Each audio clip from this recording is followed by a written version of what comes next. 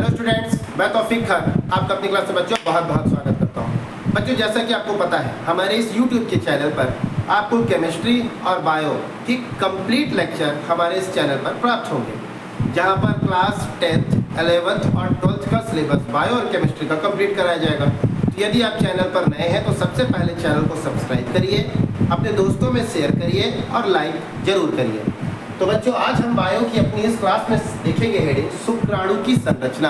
बेटा, शुक्राणु ये वही है जब एक मेल जो है वो स्पर्म रिलीज करता है। तो स्पर्म जो रिलीज होता है, जिसे वीर्य कहते हैं, वो लगभग 3 से 4 ml होता है।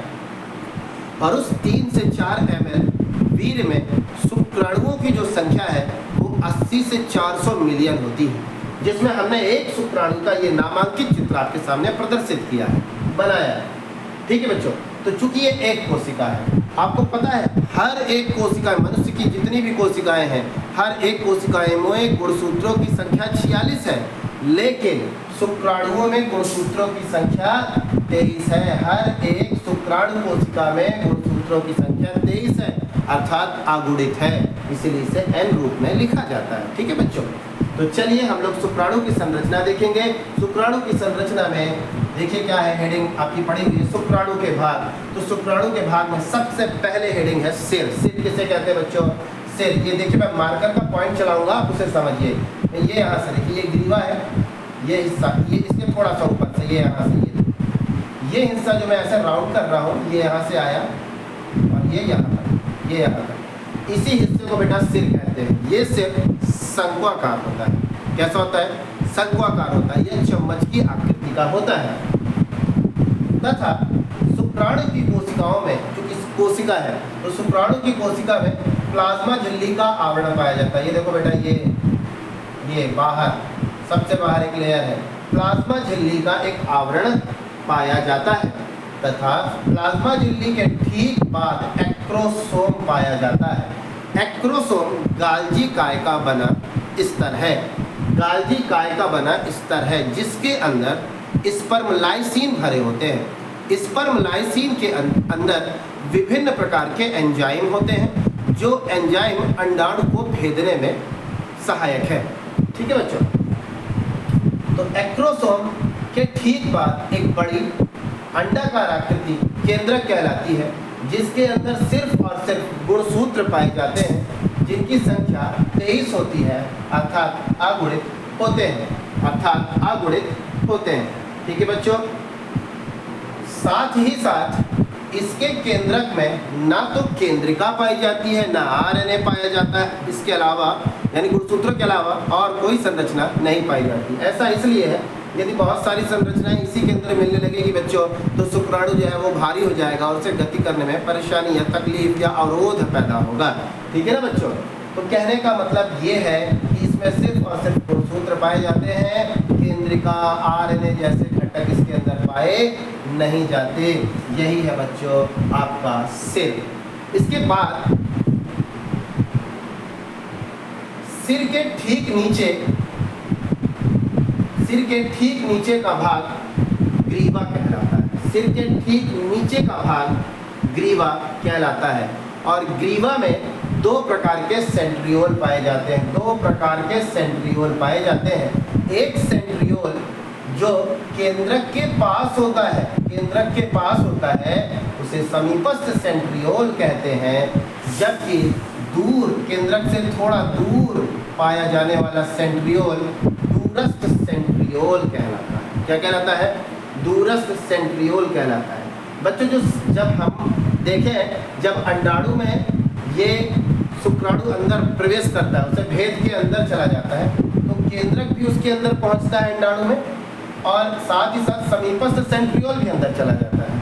तो नर युग्मक मादा युग्मक मिलकर संलयित हो जाते हैं और जाइगोट बनाते हैं। ठीक है, युग्मनज तैयार करते हैं। और जब युग्मनज में जो प्रारंभिक परिवर्तन होता है, वो प्रारंभिक परिवर्तन के दौरान हमें तर्क तंतु प्राप्त होता है, और वो तर्क तंतु जो है समीपस्थ सेंट्रियोल ही बनाता है।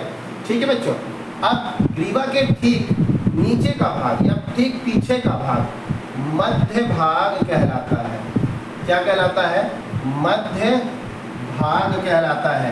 और बेटा मध्य भाग में दूरस्थ सेंट्रियोल से एक अच्छी तंतु निकलता है। ये देखिए मैं पॉइंट चला रहा हूँ। एक अच्छी तंतु निकलते हैं जो जाकर पीछे पूंछ की ओर बढ़ते हैं और पूंछ में जाकर पूंछ के अंतिम सिरे पे जाके खत्म हो जाते हैं। ये है बेटा अक्षीय तंतु। और ये अक्षीय तंतु जब आगे बढ़ते हैं तो मध्य भाग के पीछे वाले हिस्से पर एक और सेंट्रियोल पाया जाता है जो रिंग नुमा होता है, ऐसे रिंग नुमा होता है, जिसके अंदर से ही अक्षीय तंतु कुछ इस प्रकार निकले होते हैं।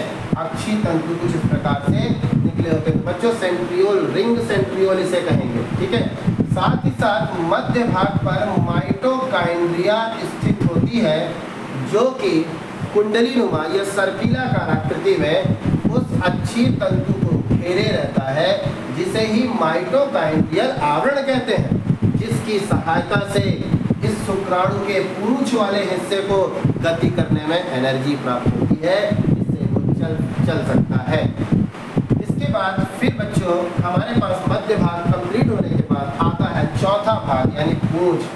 मध्य भाग के ठीक पीछे का भाग पूंछ कहलाता है और पूंछ का मुख्य भाग क्या है?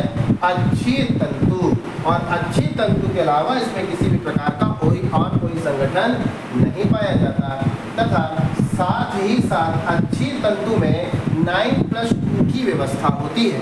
9+2 की व्यवस्था का मतलब बेटा जैसे यदि हमारे पास कोशिकाओं का कुछ ऐसा समूह होगा जिनमें 9 कोशिकाएं कुछ इस प्रकार 1 2 3 4 5 6 7 8 कुछ 9 कोशिकाएं बच्चों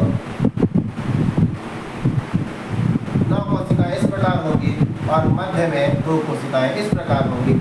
तो 9+2 की व्यवस्था इसमें होती है। और बच्चों जैसा कि मैं आपको पता है इसमें कभी कभी पूछ लेता है ये जो हमारी शुक्राणु की कोशिकाएं हैं इनमें सबसे बाहर क्या कौन सा आवरण पाया जाता है, यानी ये जो शुक्राणु का हेड भाग है इनमें सबसे बाहर जो आवरण है वो कौन सा भाग है? प्लाज्मा झिल्ली है। इसमें ये पूछा जाता है इसमें जीव द्रव्य कितनी मात्रा में होता है? तो बच्चों जीव द्रव्य बहुत कम मात्रा में, बहुत थोड़ी सी मात्रा में होता है। केंद्रक कैसा होता है? बड़ी आकृति का, अंडाकार होता है। बात आती है कि जब शुक्राणु अंडाणु के अंदर प्रवेश करता है तो कौन सा भाग जो है वो अंडाणु को भेदने का कार्य करता है? एक्रोसोम। क्या पाया जाता है एक्रोसोम के अंदर? स्पर्म लाइसिन पाया जाता है। एक्रोसोम किसका बना होता है? गाल्जी बॉडी का बना होता है, ठीक है। और जब ये अंदर भेद के अंडाणु के अंदर जाता है तो अंदर कौन पहुंचता है? केंद्रक पहुंचता है, समीपस्थ सेंट्रियोल पहुंचता है, ठीक है बच्चों। तो ये था आपकी शुक्राणु की संरचना। उम्मीद है मेरे द्वारा दिया गया लेक्चर आपको समझ में आया होगा। धन्यवाद।